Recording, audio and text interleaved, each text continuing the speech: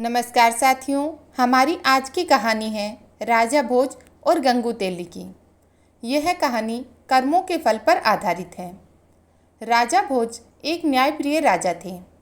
वे अपनी प्रजा को पुत्र जैसा स्नेह देते थे। उनके दरबार में अनेक विद्वान लोग रहते थे। राजा बहुत चापलूस और चाटुकार लोगों से हमेशा सावधान रहते थे। राजा भोज को उनकी प्रजा देवता के समान पूजती थी और उनकी जय जयकार करती थी। राजा अपनी प्रजा के दुख तकलीफ का पता लगाने के लिए रात्रि में वेश बदलकर उनके घरों के आसपास घूमते थे, जिससे वे अपनी प्रजा के दुख सुख का सही से पता लगा लेते थे। एक बार रात्रि के समय राजा भोज एक गरीब ब्राह्मण की झोंपड़ी के पास से गुजर रहे थे। तभी उनकी नज़र गरीब ब्राह्मण और ब्राह्मणी पर पड़ी। ब्राह्मण की झोंपड़ी में एक छोटा सा दीपक जल रहा था। वह ब्राह्मण अपनी पत्नी से कह रहा था कि अब मैं बहुत ही बूढ़ा और कमज़ोर हो गया हूँ। मेरे शरीर में अब इतनी शक्ति नहीं है कि मैं अपने यजमानों के घर पहुँचकर पूजा पाठ करा सकूँ, और मेरा कोई बेटा भी नहीं है जो मुझे कमाकर खिला सके। अब तो मेरे पास केवल एक ही रास्ता है कि मैं राजा भोज के दरबार में जाऊं। गरीब ब्राह्मणी ने कहा, ठीक है स्वामी। कहते हैं कि राजा भोज बड़े ही दयालु हैं, वह हमारी मदद जरूर करेंगे। दूसरे दिन सुबह होते ही वह ब्राह्मण राजा भोज के दरबार में पहुंच गया। राजा का अभिवादन करते हुए ब्राह्मण कहने लगा, महाराज, मैं 80 साल का बूढ़ा और कमज़ोर व्यक्ति हूँ। ऐसी दशा में मैं खुद कमा नहीं सकता। कहते हैं कि बुढ़ापे का सहारा पुत्र होता है, पर मेरा दुर्भाग्य है कि मेरा कोई पुत्र नहीं है। अब ऐसी स्थिति में राजन, मुझे 2 समय की रोटी भी मिलना मुश्किल है। राजा भोज ने उस ब्राह्मण की गरीबी का पता रात्रि में ही लगा लिया था। इसलिए राजा भोज ने 100 सोने और चांदी के सिक्के उस ब्राह्मण को दे दिए। ब्राह्मण के पास अब इतना धन आ चुका था कि वह सुखपूर्वक अपना जीवन व्यतीत कर सकता था। ब्राह्मण खुशी खुशी घर पहुंचा और वे रुपए एक लकड़ी के संदूक में रख दिए। किंतु रात्रि में एक विचित्र घटना घटी। सुबह ब्राह्मण ने जब संदूक खोला तो सारे रुपए गायब थे। ब्राह्मण सोच में पड़ गया कि उसके घर के दरवाजे सुबह तक बंद थे। कोई व्यक्ति घर के अंदर आया भी नहीं, तो रुपए कहाँ चले गए। वह ब्राह्मण व्याकुल होकर सुबह दूसरी बार राजा भोज के दरबार में पहुँच गया और रात का सारा हाल राजा को बताया। राजा ने उसे दूसरी बार भी 100 सोने चांदी के सिक्के दे दिए। ब्राह्मण बहुत खुश हुआ। अब ब्राह्मण उन रुपयों से अपना नया मकान बनवा सकता था, किंतु होनी को कुछ और ही मंजूर था। ब्राह्मण रात्रि को गहरी नींद में सोया था। तब उसने स्वप्न में देखा कि राजा भोज उससे कह रहे हैं कि ब्राह्मण देवता, राज्य पर बहुत बड़ा संकट आया है। मैंने सुबह तुम्हें जो रुपए दिए थे वे मुझे वापस लौटा दो। ब्राह्मण ने खुशी खुशी वे रुपए राजा को लौटा दिए। जब सुबह हुई तो ब्राह्मण ने देखा कि आज भी रुपए गायब थे। ब्राह्मण को कुछ समझ में नहीं आया कि सपने में लौटाए गए रुपए सचमुच में कैसे गायब हो गए। वह गरीब ब्राह्मण सुबह राजा भोज के पास पहुंचा और रात्रि का सारा वृतांत राजा के सम्मुख बता दिया। राजा आश्चर्य में पड़ गया। वह चकित था। राजा ने अपने कोषाध्यक्ष को आदेश दिया कि ब्राह्मण को फिर से 100 चांदी और सोने के सिक्के दिए जाएं। राजा की आज्ञा का पालन हुआ। ब्राह्मण खुशी खुशी अपने घर पहुंचा। लेकिन राजा भोज ने निश्चय कर लिया था कि वह आज रात्रि में खुद ब्राह्मण की कुटिया के पास पहुंचकर देखेंगे कि यह सब कैसे हो रहा है। रात्रि में राजा जब ब्राह्मण की कुटिया के पास पहुंचा तो रात्रि के तीसरे पहर की घटना देखकर राजा हैरान था। राजा ने देखा कि बिल्कुल उसी की शक्ल का दूसरा व्यक्ति ब्राह्मण की कुटिया के पास पहुंचकर वह रुपए वापस मांग रहा है। राजा भोज ने जब यह देखा तो राजा से रहा नहीं गया।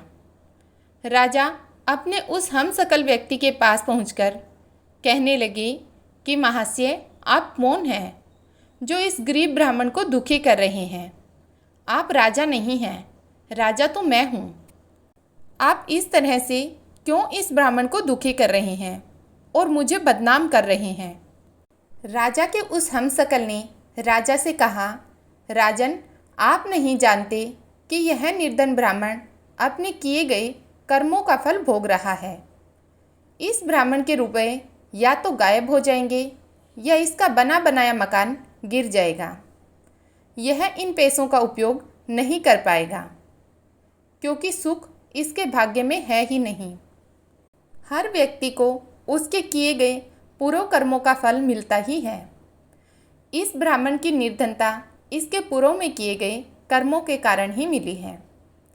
राजा भोज ने कहा, इसमें कोई संशय नहीं है महाराज, लेकिन मैं आपसे विनती करता हूँ कि इसकी की गई करनी का दंड मैं भुगतने के लिए तैयार हूँ। तब राजा का वह हमशक्ल कहने लगा, राजा, होनी का दंड तो सबको मिलता है। मनुष्य कर्मों और भाग्य का गुलाम है। तुम्हें भी अपने पूर्व में किए गए कर्मों का फल भोगना पड़ेगा। इससे कोई नहीं बच सकता।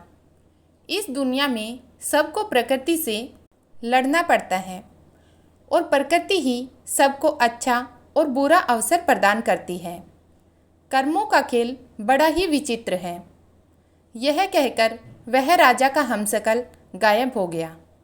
एक दिन राजा अपने सबसे तेज और ताकतवर घोड़े पर सवार होकर जंगल में शिकार खेलने निकल गया। राजा के साथ कुछ सिपाही भी थे। सारा दिन शिकार की तलाश करते करते वह अपने राज्य की सीमा से बहुत दूर चले गए। राजा के सिपाही भी पीछे ही छूट गए। तभी उस घोड़े ने एक ऊंची पहाड़ी से छलांग लगा दी, जिससे राजा भोज बेहोश होकर गिर गए। राजा भोज को जब होश आया तो उन्होंने देखा कि वह पड़ोसी राज्य के सिपाहियों के कब्जे में है। सिपाहियों ने पूछा कि तुम कौन हो, यहाँ कैसे आए? राजा की जुबान बंद हो गई थी। राजा ने कोई उत्तर नहीं दिया।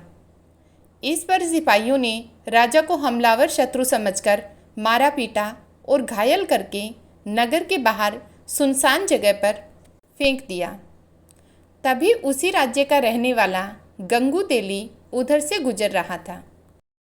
जब राजा को होश आया तो राजा ने अपने जीवनदाता को देखा, लेकिन राजा तो बेजुबान हो चुका था। गंगू तेली राजा को देखते ही समझ गया कि वह कोई कुलीन व्यक्ति है जो भाग्य का मारा है, इसीलिए इसे शत्रु समझकर पीटा गया था। कुछ दिन बाद ही राजा भोज पूर्ण रूप से स्वस्थ हो गए। लेकिन राजा भोज यह जानते थे कि सत्यता जानने पर इस राज्य का राजा उन्हें शत्रु समझकर कैद में डाल देगा। इसीलिए राजा भोज चुप रहे। गंगू तेली ने राजा को कोल्हू फेरने का काम दिया। राजा ने उसे सहर्ष स्वीकार कर लिया। गंगू तेली खुद भी राजा के साथ कोल्हू का बेल बनता था, किंतु हीरा तो कोयले के बीच भी चमकता है और चिंगारी घोर अंधेरे में भी चमकते हुए दिखाई देती है। गंगू तेली ने राजा की विशाल बाहें, चौड़ी छाती, चमकता हुआ मस्तक देखकर अनुमान लगाया कि उसका दास जो है वह कोई साधारण व्यक्ति नहीं है। राजा भोज को अपने जीवनदाता का कर्ज चुकाना था, इसीलिए पूर्ण स्वस्थ हो जाने पर भी राजा ने अपना भेद नहीं खोला। एक दिन राजा स्वभाववश कोई एक गीत गुनगुना रहे थे, तो वहाँ तेल के लिए आए हुए ग्रामीणों ने राजा का गीत सुना। राजा की मधुर आवाज़ सबके मन को भा गई। फिर जब राजा कोई गीत गाता तो गंगू तेली के साथ सभी गीत का आनंद लेते थे। उस देश का राजा भी संगीत का बहुत बड़ा प्रेमी था। उसकी राजकुमारी भी संगीत की शिक्षा ले रही थी। उस राज्य के राजा के दरबार में गायकी और नृत्य हुआ करते थे और गाने वाले को उचित इनाम भी दिया जाता था। एक बार उस राज्य के राजा के दरबार में संगीत का विशाल आयोजन किया गया। सबसे अच्छे संगीतज्ञों को चुना जाना था। किसी तरह से गंगू तेली ने अपने दास राजा भोज को तैयार किया और नियत समय पर राजा भोज अपने स्वामी गंगू तेली के साथ उस दरबार में पहुंच गए। राजा भोज साधारण वस्त्रों में थे, लेकिन उनके शरीर से एक ओज चमक रहा था। दरबार में चारों तरफ हर्षोल्लास था। बड़े बड़े गायकों ने अपना अपना गाना सुनाया, परंतु राजा की बेटी वसुंधरा अभी भी श्रेष्ठ गायक की तलाश में थी। अंत में कोने में बैठे हुए गंगू तेली ने राजा भोज की तरफ संगीत के लिए इशारा किया। राजा भोज खड़े होकर चारों तरफ हाथ जोड़कर निवेदन करके मंच की तरफ चलते हैं। राजा भोज ने गंगू तेली के नौकर के रूप में अपना परिचय दिया और वीणा उठाकर गाना शुरू किया। दरबार में बैठे हुए सभी लोग मंत्रमुग्ध हो गए। चारों तरफ से वाह वाह की आवाज़ें आने लगी। राजकुमारी चिल्लाते हुए कहने लगी, महान गायक, श्रेष्ठ गायक। पहली बार खुली सभा में राजकुमारी को इस तरह से चिल्लाना राजा और दरबारी को बड़ा अजीब सा लगा। राजकुमारी पर जैसे संगीत का जादू सा छा गया था। वह खड़ी होकर फिर चिल्लाने लगी, ये श्रेष्ठ संगीतज्ञ है, यही है संगीतज्ञ। राजा को यकीन ही नहीं हो रहा था कि राजकुमारी एक साधारण व्यक्ति को इस तरह से अपना मान लेगी। उस सभा में अपना मान लेने और विजयी व्यक्ति का मतलब था राजकुमारी का जीवन साथी। राजा ने राजकुमारी से कहा कि बिना वंश जाने इस तरह से तुम्हारा कहना उचित नहीं है, क्योंकि तुम कोई साधारण कन्या नहीं हो, इस राज्य की राजकुमारी हो। राजकुमारी ने कहा, पिताजी, यह कोई साधारण व्यक्ति नहीं है, यह कोई कुलीन वंश का गुणी राजकुमार है। आप परीक्षा करके देख लें। राजकुमारी वसुंधरा ने पूरे विश्वास के साथ उत्तर दिया, क्योंकि राजकुमारी का मन कहता था कि यह कोई साधारण व्यक्ति नहीं है। राजा सिद्धराज के दरबार में ज्ञानियों की कमी नहीं थी। वहाँ 4 विद्वान धर्मदेव, कर्मदेव, तपदेव और पुण्यदेव बैठे थे। राजा ने दरबारी को संबोधित करते हुए कहा, विद्वानों, हम इस युवक का परिचय इसके गुणों से ही जानेंगे। हमारे 4 विद्वान ही उस श्रेष्ठ गायक का चुनाव करेंगे जिसे वसुंधरा पसंद कर सकेगी। हम स्वयं इन 4 विद्वानों से उस युवक के बारे में प्रश्न करेंगे। सबसे पहले राजा सिद्धराज ने विद्वान धर्मदेव से प्रश्न किया कि धर्मदेव, इस आर्यव्रत में सबसे अधिक धार्मिक युवक राजकुमार कौन है? धर्मदेव ने कहा, महाराज, आप स्वयं बुद्धि के भंडार हैं, परंतु जहाँ तक मुझे देश प्रदेश का ज्ञान है, धारा नगरी के राजकुमार राजा भोज, जिन्होंने बड़े बड़े धार्मिक कार्य किए हैं, सारी प्रजा उन्हें देवता की तरह पूजती है, वहीं सबसे धार्मिक युवक राजकुमार है। राजा सिद्धराज ने अगला प्रश्न तपदेव से किया कि तपदेव, आप बताएं कि इस धरती पर आप किस युवक को तपस्वी मानते हैं? तपदेव ने कहा, महाराज, राजा भोज ही कई युद्धों में जीवन मृत्यु के बीच पहुंचकर विजयी हुए हैं। ऐसे वीर को मृत्यु भी आसानी से नहीं छू सकती, इसलिए वही सबसे बड़े तपस्वी हैं। राजा सिद्धराज ने तीसरा प्रश्न कर्मदेव से किया कि कर्मदेव, आप बताएं, इस धरा पर किस युवक के कर्म सबसे अच्छे हैं? कर्मदेव ने कहा, महाराज, जहाँ तक मुझे ज्ञान है, राजा भोज के कर्म बहुत अच्छे हैं। राजा सिद्धराज ने अंतिम प्रश्न पुण्यदेव से किया कि पुण्यदेव, आप बताएं, ऐसा कौन सा पुण्यात्मा युवक है जो हमारी सभा में आकर हमारे सामने हमारी राजकुमारी का पानी ग्रहण कर सकेंगे? पुण्यदेव ने कहा, महाराज, ऐसी पुण्यात्मा तो इस धरती पर राजा भोज ही हैं। उनके पुण्य की कहानियाँ अनेकों हैं, वो सबसे महान हैं। पुण्यदेव ने स्पष्ट किया। अब सारे दरबार में सन्नाटा था कि अब इस युवक का क्या होगा। परंतु वह युवक बिल्कुल शांत और गंभीर खड़ा था। राजा ने उस युवक से कहा कि तुम अच्छे कलाकार अवश्य ही हो, परंतु हमारे सभासदों का निर्णय सुन लिया होगा। हमारी बेटी जाने कैसे अचानक दरबार में यह अभद्रता कर बैठी। हमारी बेटी केवल राजकुमार भोज के ही अनुकूल है। हमारे विद्वानों के अनुसार राजा भोज में चारों गुण धर्म और पुण्य मौजूद है। उस युवक ने कहा, नहीं महाराज, हमारी धृष्टता क्षमा करें। भोज के गुणों से भी बड़ी कोई शक्ति है जो महान व्यक्तियों को अपने वश में रखती है। राजा सिद्धराज चिल्लाते हुए बोले कि तुम हमारे विद्वानों का अपमान कर रहे हो। क्या धर्म, कर्म, तप और पुण्य से भी बड़ी कोई शक्ति है? युवक, क्या तुम्हें पता नहीं, हमारे विद्वानों का अनादर करने पर दंड दिया जाता है। वह युवक बोला, महाराज, दंड तो बुरे कर्मों का मिलता है, सत्य बोलने पर नहीं। सत्य बोलने पर तो इनाम मिलता है। युवक की बात सुनकर भरी सभा में ठहाके गूंज उठे। क्या मतलब है इसका? राजा सिद्धराज ने कहा, कैसा इनाम?